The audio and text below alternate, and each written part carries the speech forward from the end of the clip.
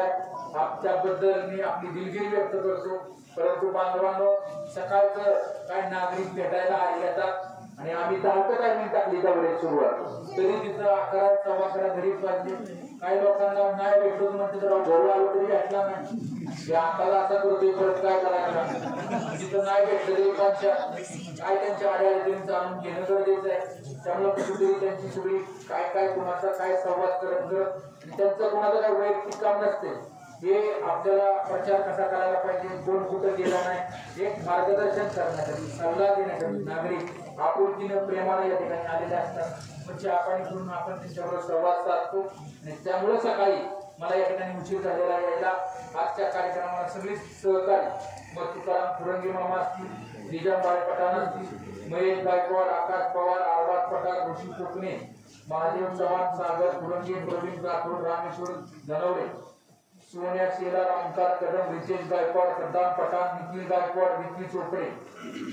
हनुमंत चव्हाण, श्रीनिवासजी शेळके साहेब, संजय गाडेकर, संजय धुमाळ, शाहरुख शेख, किरण कोळेकर, विठ्ठल फलकरे, दशरथ चरांडे, सोमनाथ धुमाळ, महादेवजी चव्हाण, किशोर भैया सायकर, उपजिल्हा समितीचे वडीलधारी तरुण सहकारी, या सगळ्यांचं मनापासून या ठिकाणी आभार व्यक्त करतो। किशोरराव, तुम्हाला काही बोलायचा अनुभव मला वाटतं पहिल्यांदाच माहीत झाला, चांगलं बोललं आहे का, मी म्हणत नाही बोलणार काय अडचण, परंतु आजचे युवक हे उद्याचं भविष्य लक्षात ठेवा। तरुणांना हे इलेक्शन हातामध्ये घेतलेलं आहे। मला 100% विश्वास आहे इंदापूर तालुक्यामध्ये 100% जनतेच्या आशीर्वादाने परिवर्तन होणार आहे। सुरुवात आपण सगळी व्हा। आपलं चिन्ह किटली आहे, क्रमांक कितवा आहे 19वा। राजवडीकरांना विश्वासानं संधी द्या, चांगलं काम करू बांधवांनो, एकदा 5 वर्ष संधी द्या अशी हात जोडून मला कळकळीची बांधवांनो विनंती करतो।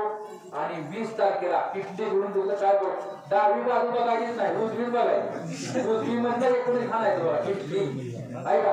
त्यामुळे आपला जास्त वेळ मी घेत नाही, आपण विजय करावा अशा प्रकारची विनंती करतो। आणि इंदापूर तालुक्यामध्ये एकच गॅस आणि इंदापूर तालुक्याचा विकास अशा पद्धतीने आपण काम करू।